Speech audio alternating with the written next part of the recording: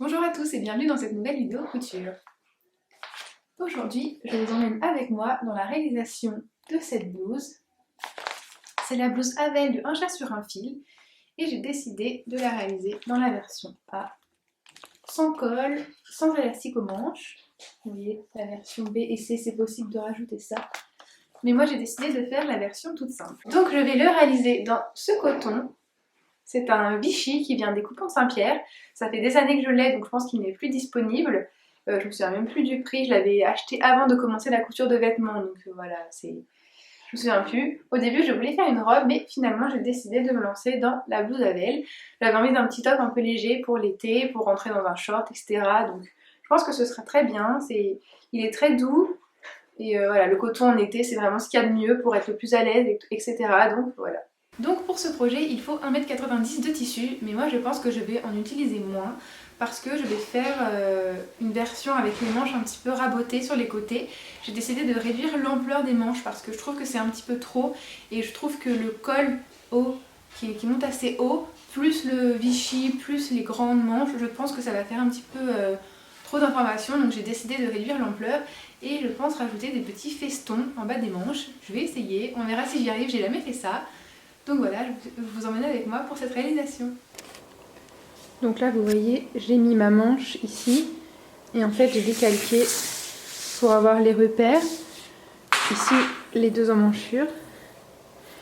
Et en fait là je vais tracer une ligne, je pense, un peu comme ça. De l'autre côté pareil, pour rejoindre ici pour avoir la même amplitude, mais toujours en gardant les deux repères pour la manche. Et après je ferai mes repères de fronce, etc. Un petit monsieur qui est là.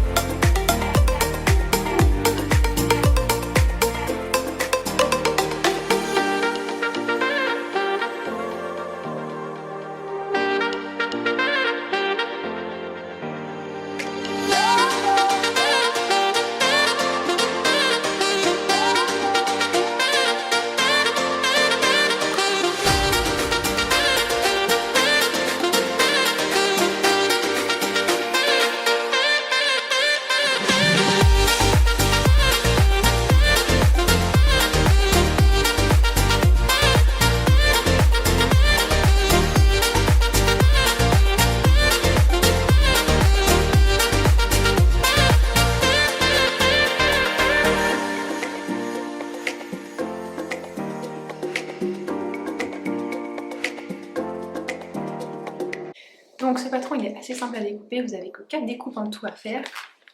Il y a le devant qui est au pli, les manches comme ça que vous découpez en double, une bande d'encolure dans le biais, et ça c'est le dos que vous découpez en double, parce que derrière il y aura une fente indéchirable, donc elle est découpée au milieu.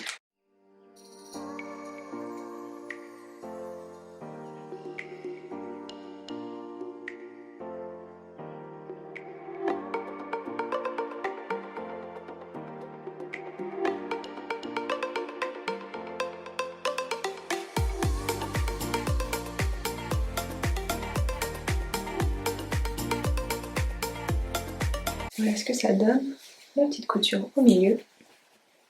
Et ici, il y aura la fente.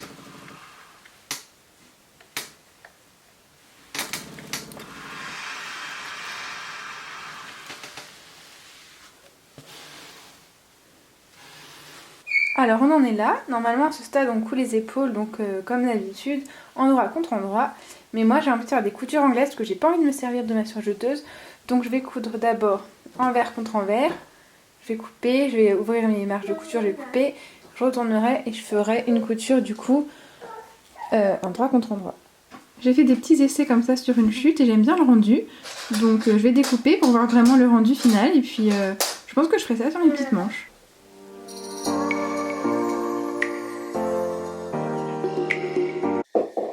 Donc j'ai fermé mes petites épaules avec des coutures anglaises. Voilà. Là c'est l'intérieur. Vous voyez. C'est propre, on voit rien, il n'y a pas de surjet, donc ça j'aime beaucoup.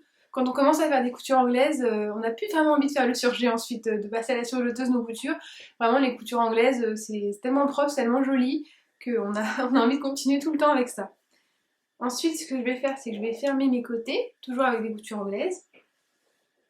Et je rattacherai mes manches, donc je vais les fermer et les rattacher. Et vous voyez, il y a mes petits festons là. J'aime beaucoup. Alors j'ai coupé un peu loin du bord, mais j'avais peur en fait de couper les fils de couture, donc ça aurait cassé tous les festons. Je vais attendre au fil des lavages, etc. Ça enlèvera les petits fils qui sont en trop et ce sera bon.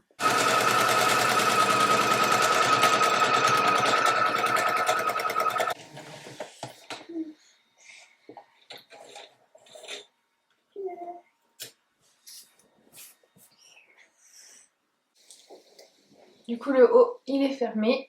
Voilà. Mes petites manches sont fermées aussi. Donc, comme le Vichy est très petit, on voit pas bien. Hop. Et l'intérieur.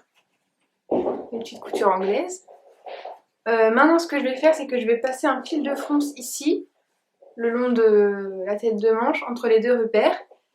Et puis, j'assemblerai avec le corps. Quand je fais des franges, j'utilise toujours un fil d'une couleur dont je ne me servirai pas plus tard. Parce que de toute façon, c'est des fils qu'on retire, donc ça sert à rien d'utiliser la couleur de notre projet.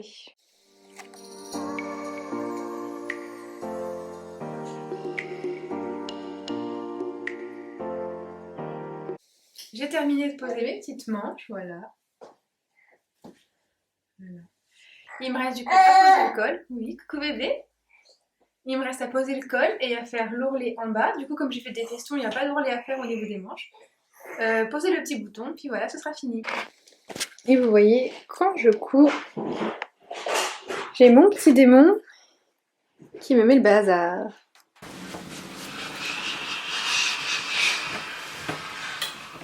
C'est bon, j'ai fait ma petite encolure. Là, j'ai mon petit lien qui me servira à passer mon bouton. J'ai un petit bouton comme ça, je trouve que ça sera joli avec. Et je vais l'installer tout de suite. Je vais vous montrer comment je fais. En fait, j'ai un pied spécial pour installer les boutons. Donc je vais vous montrer comment ça fonctionne. Donc je l'ai installé. Ensuite, on descend les griffes d'entraînement. Voilà, comme ça en fait le tissu ne va pas avancer. On se met sur un point zigzag et on règle en fait la largeur du point à la bonne distance.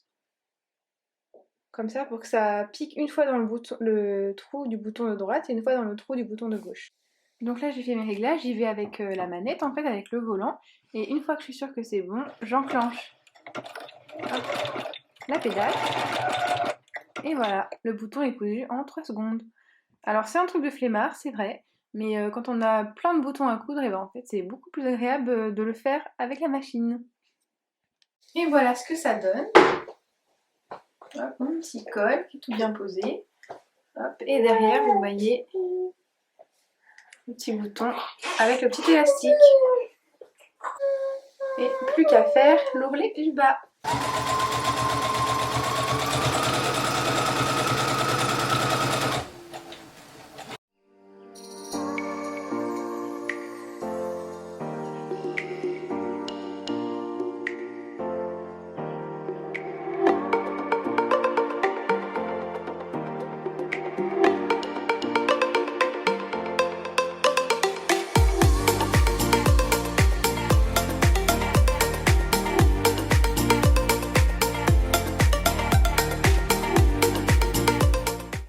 Je suis en train de faire mon montage et je me rends compte que j'ai oublié de filmer l'autre de la vidéo.